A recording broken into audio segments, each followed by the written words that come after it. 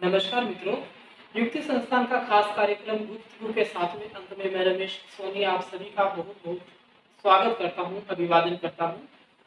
आज का हमारा मुख्य विषय हिंदू विवाह अधिनियम 1955। विशेषज्ञ के तौर पर परम आदरणीय चूरू के जाने-माने वरिष्ठ अधिवक्ता ललित जी गौतम हमारे साथ हैं। आज हम चर्चा करेंगे हिंदू विवाह अधिनियम 1955 पर। सर, सबसे पहले तो मैं संस्थान परिवार की ओर से आपका बहुत बहुत स्वागत करता हूँ, अभिवादन करता हूँ और तमाम जो दर्शक आपको देख रहे हैं उनकी ओर से भी आपका बहुत बहुत स्वागत करता हूँ, अभिवादन करता हूँ। आपको बहुत बहुत धन्यवाद और दर्शकों को भी मेरा बहुत बहुत धन्यवाद।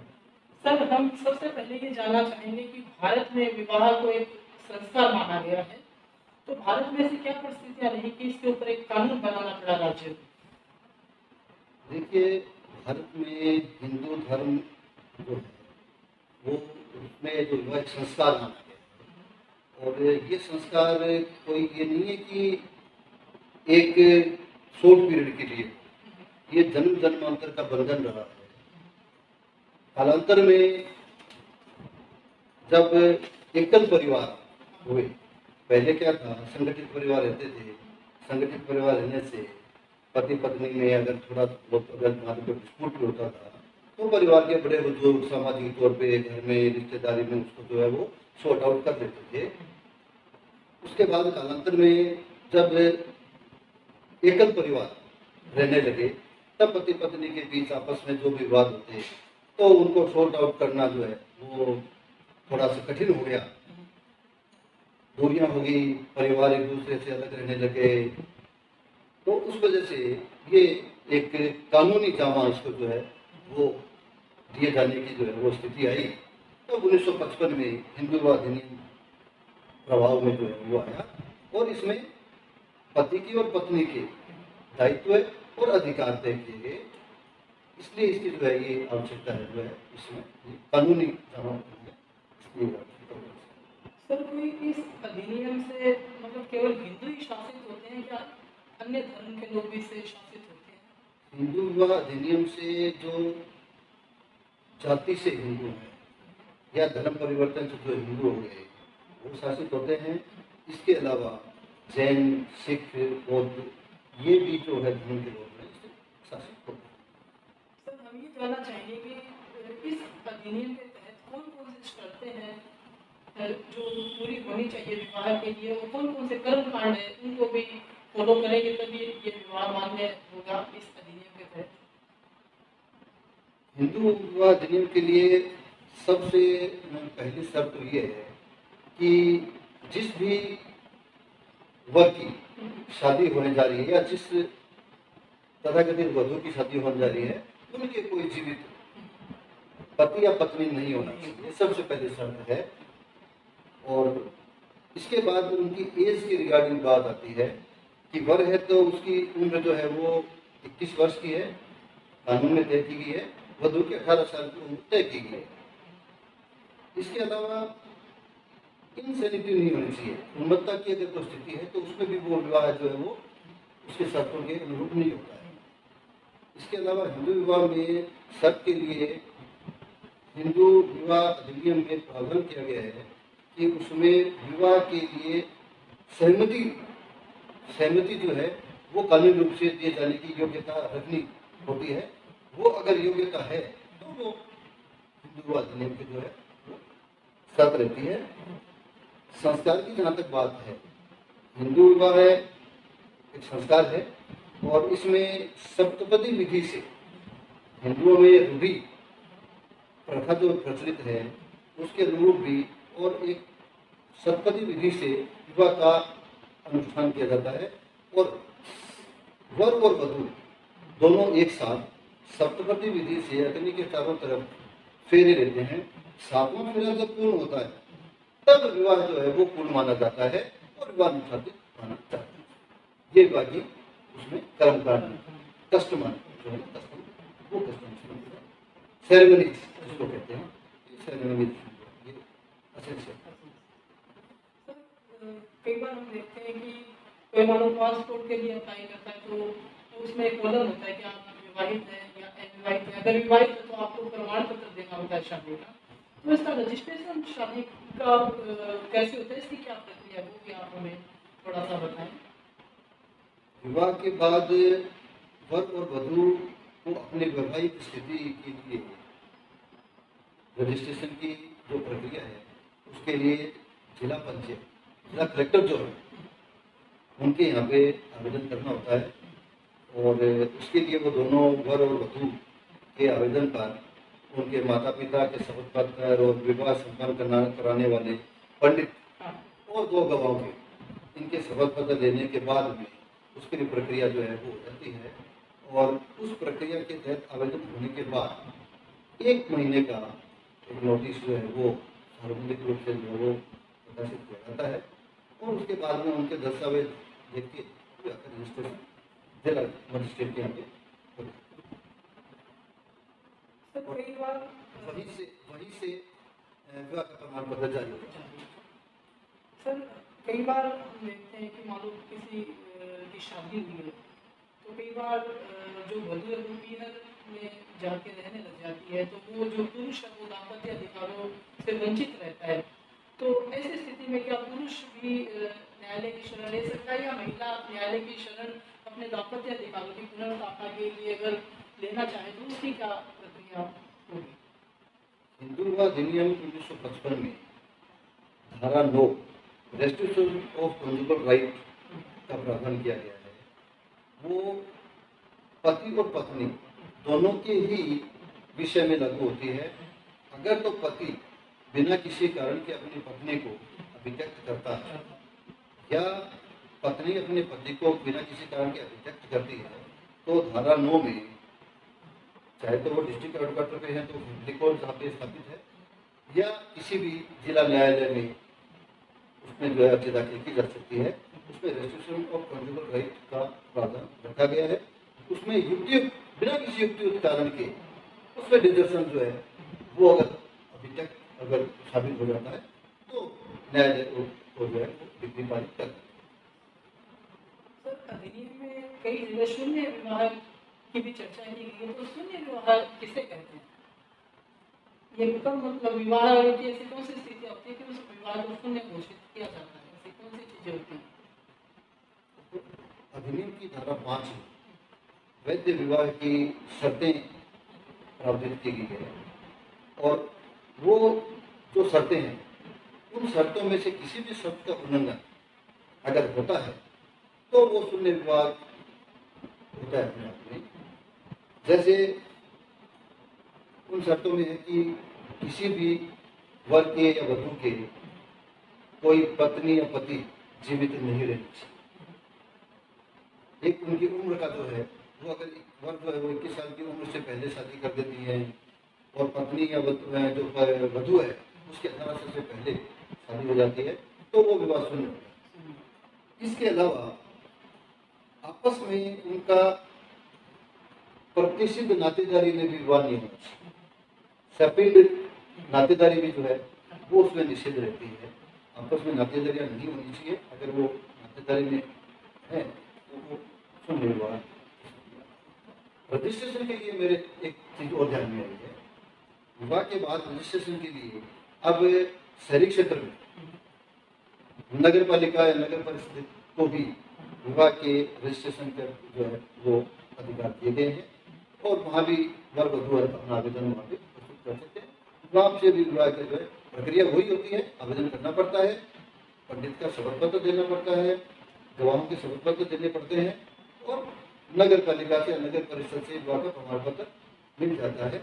और जहाँ ग्रामीण क्षेत्र के हैं वर वधू दोनों तो वो अपनी सरपंच के समक्ष और ग्राम सेवक के समक्ष जो है वो आवेदन कर देते हैं तो उनका जो है वहाँ से प्रमाण पत्र बन जाता है। सर पति या पत्नी आपस में तलाक लेना चाहे एक दूसरे से या वो सहमति से तलाक लेना चाहे तो उसके लिए कौन कौन सी दशाओं का होना आवश्यक है, वो भी आप हमारे दर्शकों को बताइए। देखिए हिंदू अधिनियम में एक ऐसा प्रावधान रखा गया है जो धारा 13B के प्रावधान है। उसमें ये कानून में प्रावधान रखा गया है कि अगर पति और पत्नी दोनों किसी भी रूप से अथक प्रयासों के बावजूद भी अगर वो एक साथ नहीं रह सकते तो दोनों ही आपसी सहमति से, दोनों ही अपनी आपसी सहमति से और विवाह विच्छेद याचिका के लिए आवेदन करते हैं और न्यायालय का एक समाधान हो जाता है। उसमें कूलिंग पीरियड होता है। न्यायालय को एक, वैसे तो प्रावधान किया गया 6 महीने का, 6 महीने तक का प्रावधान इसलिए दिया गया है कि अगर पति पत्नी किसी तरह से भाववेश में आके ये कदम उठा भी लेते हैं तो 6 महीने में उनके अगर वापस उनके समझाइश से या उनके साथ रहने की स्थिति हो जाती है तो 6 महीने में वो स्थिति जो है वो इसीलिए उनको टाइम दिया जाता है कि वो आपस में अपनी अर्जी वापस ले सकते हैं।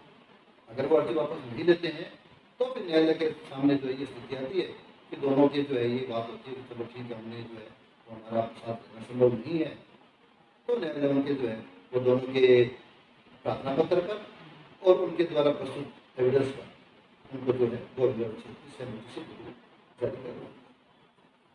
सर मान लो किसी का तलाक हो गया तो तलाक होने के बाद वो दूसरी शादी कब कर सकता है? बाकी स्थिति जो है, एक तो सेक्शन 13 उसमें तो सहमति नहीं होती है, एक 13B में उसमें सहमति होती है। दोनों की अगर सहमति से अगर विवाह विच्छेद हुआ है तो उसके डिग्री मिलने के तुरंत बाद कभी भी वो शादी करने के लिए जो है वो कॉम्पिटेंट हो जाते हैं, स्वतंत्र हो जाते हैं, उसमें किसी तरह का शर्त नहीं है। और अगर सेक्शन 13 में पति या पत्नी दोनों में से किसी ने भी तलाक के लिए विवाह विच्छेद के लिए आवेदन किया है, उसमें कई से प्रोविजन है, जैसे मोस्टली क्रूअल्टी, डेजर्शन, एडल्ट्रेशन है, या किसी ने धर्म परिवर्तन कर दिया है, या किसी ने पति या पत्नी को 7 साल से जीवित रहते नहीं सुना है, ऐसा भी उसमें है। तो ये कुछ एक शर्तें हैं जिसके तहत जो है वो आवेदन करता है और सामने वाले पक्ष को न्यायालय नोटिस इशू करता है। नोटिस इशू के बाद सामने वाला पक्ष आके अपनी बात रखता है या नहीं आता है, उस स्थिति में जो भी प्रोसीडिंग्स होती है और कोर्ट के सामने वो जो भी तथ्य रखे जाते हैं उनको अपनी गवाही से अगर साबित कर देते हैं तो वो भी एक तरह की डिग्री जो है वो कोर्ट के द्वारा उसमें दी जाती है। उस स्थिति में अपील का जो समय है वो गुजरने के बाद डिग्री के आधार पर दूसरा पक्ष जिसको भी है, जिसके भी पक्ष में वो अपना जो है वो विवाह करने के लिए तो मान लो कोई महिला जिसका पति से तलाक नहीं हुआ या कोई पुरुष है जिसका अपनी पत्नी से तलाक नहीं हुआ है, उस स्थिति में अगर वो दूसरी शादी कर लेता है तो उसके लिए किस तरह का दंड प्राप्त किया गया है इसमें अधिनियम में, वो भी आप हमें ये बहुत ही अच्छा प्रश्न आपने किया है, क्योंकि आजकल ऑनरेबल सुप्रीम कोर्ट ने लिव इन रिलेशन का एक बहुत बड़ा इशू जो है वो डिसाइड किया। इसमें कई पत्नियां बिना तलाक के दूसरे के साथ लिव इन रिलेशन रहना चाहती है, कई पति जो हैं वो बिना तलाक के लिव इन रिलेशन में किसी और के रह जाते हैं।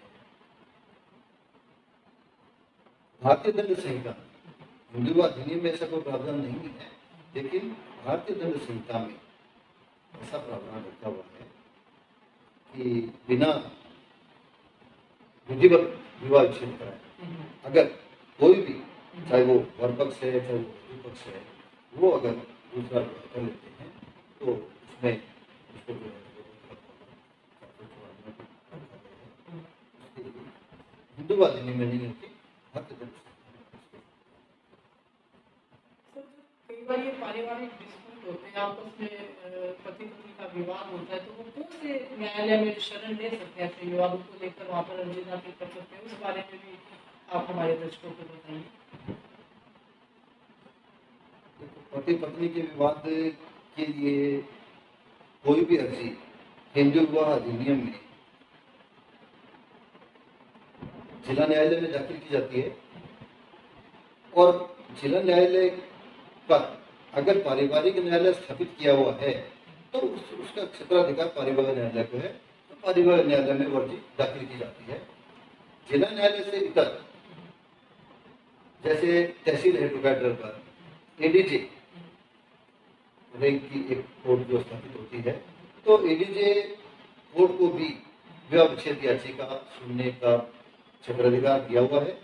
तो उस क्षेत्र के लोग जो हैं, पीड़ित पक्ष जो भी हैं, वो उस क्षेत्र की क्षेत्राधिकारी के न्यायालय में विवाह विच्छेद के लिए या धारा 9 राइट के लिए अपने आवेदन प्रस्तुत कर सकते हैं।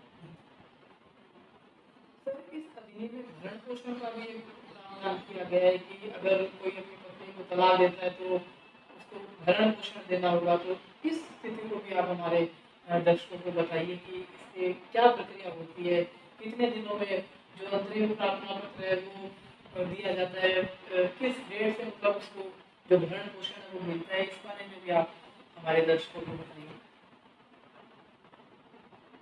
हिंदू विवाह अधिनियम 1955 में भरण पोषण के जो प्रावधान हैं, वो विवाह विच्छेद याचिका अथवा दाम्पत्य अधिकारों की पुनर्स्थापना की याचिका के लंबित रहने के दौरान ही अधिनियम की धारा 24 और धारा 25 में प्रावधान की गई है। धारा 24 में बादकालीन भरण पोषण है और धारा 25 में वन टाइम एलिमनी है।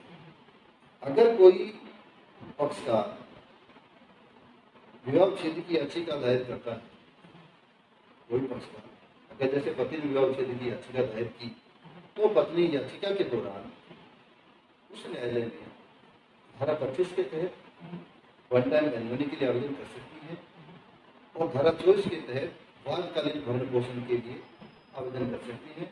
और न्यायालय जब तक वह उस याचिका का निस्तारण नहीं हो जाता, जब तक वो याचिका लंबित रहती है, उस दौरान उसमें अपना डिफेंस रखने के लिए, कानूनी रूप से अपना पक्ष रखने के लिए, किसी न्याय मित्र की नियुक्ति के लिए, और जिस स्थान पे वो रह रही है और उस स्थान से वो न्यायालय आने जाने के लिए अगर उसको दूरी है, जो भी स्थिति बनती है, उसका जो आर्थिक खर्चा लगता है, उसके तहत भी उसको जो है वो खर्चा जो है दिलाए जाने का प्रावधान है। इसके अलावा भरण पोषण का एक प्रावधान सीआरपीसी की धारा 125 में दिया। उसमें पत्नी अपने पति से भरण पोषण की मांग कर सकती है और वो जिला न्यायालय, जहाँ जिला स्तर पर पारिवारिक न्यायालय है, वहाँ पर पारिवारिक न्यायालय अथवा न्यायिक मजिस्ट्रेट की जिस क्षेत्र में उनकी अधिकारिता में वो निवास करती हैं, उसमें आवेदन कर सकती हैं। और धारा 125 सीआरपीसी में उसके भरण पोषण की, उसके बच्चों के भरण पोषण की अर्जी की सुनवाई होती है और उचित आदेश जो है न्यायालय के बाद। सर, एक शंका का और आप समाधान कीजिए। मान लो किसी का तलाक हो जाता है, तलाक होने के बाद में कई व्यक्ति वो सोचते हैं कि अब भरण पोषण नहीं देना पड़ेगा, तो तलाक होने के बाद में भी क्या भरण पोषण देना पड़ सकता है? बिल्कुल, तलाक होने के बाद भी पति का भरण पोषण का दायित्व कम नहीं हो जाता है। उसका दायित्व उसी स्थिति में खत्म होता है जब पत्नी विवाह विच्छेद के बाद दूसरा विवाह कर लेती है। उस स्थिति में पहले पति से जिससे उसका विवाह विच्छेद हुआ है, उसकी भरण पोषण का दायित्व है कानूनी रूप से समाप्त हो। ये नहीं कि उसके विवाह विच्छेद की डिग्री मिली और उसका दायित्व खत्म हो गया, नहीं, उसका भरण पोषण तब तक चलता रहेगा जब तक उसने पुनर्विवाह नहीं किया। सर, हमारे पास इस कार्यक्रम में बहुत सारे प्रश्न भी आते हैं। तो एक प्रश्न बहुत बार रिपीट हुआ है कि क्या इस कानून से महिलाओं का सशक्तिकरण हुआ है? इस बारे में आप हमारे दर्शकों को बताइए। देखो, इस कानून से महिलाओं को संबल भी मिला है, सशक्तिकरण भी हुआ है और महिलाओं के जो अधिकार हैं उनका भी प्रोटेक्शन हुआ है। जो कमजोर वर्ग की महिलाएं हैं, जो जिनके पास आय के कोई स्रोत नहीं है और किसी भी कारण से उनके पति ने उनका भरण पोषण नहीं किया है, उनको छोड़ दिया है, कारण कुछ भी हो, तो वो इस कानून के तहत कोई भी अर्जी दाखिल कर सकती हैं और भरण पोषण की, अपने जीवन यापन के लिए, जो कि एक एसेंशियल है, क्योंकि इस कानून में पति को ही भरण पोषण के लिए लायक माना गया है। तो वो अपनी अर्जी उसमें दाखिल करके और अपने भरण पोषण की मांग कर सकती है। तो निश्चित रूप से ये भरण पोषण के लिए जो है ये महिला के सशक्तिकरण के लिए कानून जो है बहुत ही कारगर है। कमजोर वर्ग की महिलाएं जो खुद आज अर्जित नहीं कर सकती, क्योंकि अगर कोई सर्विस में अगर कोई महिला है वो तो अपने भरण पोषण पर पति से नहीं मांग सकती, तो इसलिए ये सशक्तिकरण तो हुआ ही है, सशक्तिकरण हुआ है इस कानून से। बिल्कुल हुआ है। और लोगों में इसकी अब जो है वो काफ़ी समझ भी आई है और लोग अपने अधिकारों के प्रति सजग भी हुए हैं, जागृत भी हुए हैं। लोक अदालत लगती हैं, लोक अदालतों के माध्यम से भी और इस तरह के जो है वो प्रावधानों के बारे में जगह जगह कैंप लगाए जाते हैं, शिविर लगाए जाते हैं, सब जो है ये जानकारी दी जाती है। ये सब चीज़ें जो है ये अवेयरनेस के लिए ये सामने आई है। सर हमारे पास जो प्रश्नमाला थी आपने बहुत मतलब बेहतरीन इसके जवाब दिया। सर आप दर्शकों को क्या संदेश देना चाहेंगे इस कार्यक्रम में? दर्शकों को मैं एक ये संदेश देना चाहूँगा कि भले ही हिंदू अधिनियम या अन्य किसी भी कानून में किसी भी महिला को या किसी भी पुरुष को प्रोटेक्शन मिलता है, भले ही वो विवाह विच्छेद से संबंधित है, भले ही वो दाम्पत्य अधिकारों की पुनर्स्थापना से संबंधित है, तो मेरी तो सबसे ये की विनती है कि इस अधिनियम से इतर आपको अपने परिवार का पहले देखना है। कानून भले कुछ भी है, अपना परिवार का बचाव करो। ऐसी आप में क्षमता है कि आपको अदालत की ठोकर तक जाना ही नहीं पड़े, ये बहुत अच्छी बात रहेगी। और जब कानून नहीं बना था और जब संयुक्त परिवार था, तब लोग कहाँ कानून के पकड़े में जाते थे? नहीं जाते थे। लोग अपने घरों में बैठ के, एक परिवार में बैठ के और अपना जो है वो दाम्पत्य जीवन सुखमय जो है वो बिताते थे। तो दर्शकों से तो मेरा यही करवत प्रार्थना है कि जो भी सुन रहे हैं या उनके जो भी परिवार के लोग हैं, अगर पहली बात तो ऐसी स्थिति नहीं आई और आए भी तो उसको जो है अपने घर में, परिवार में, रिश्ते में उसको सॉर्ट आउट करके अपना वैवाहिक जीवन सौहार्दपूर्ण और अच्छे से जो है वो जिए। सर आपने वाकई में बहुत बेहतरीन जानकारियां हमें दी। संस्था परिवार की आपका बहुत बहुत आभार व्यक्त करती है। दर्शकों की ओर से भी मैं आपका बहुत बहुत आभार व्यक्त करता हूँ। और संस्था अगर दोबारा भी आपका कोई साक्षात्कार या ऐसी हमें कोई जानकारियों की आवश्यकता होगी तो हम आपको बुलाएंगे। तो हम आशा करते हैं कि आपसे हर्ष हमें वापस अनुमति भी देंगे इस कार्यक्रम में आने की। आपका बहुत बहुत आभार। जय हिंद, जय भारत।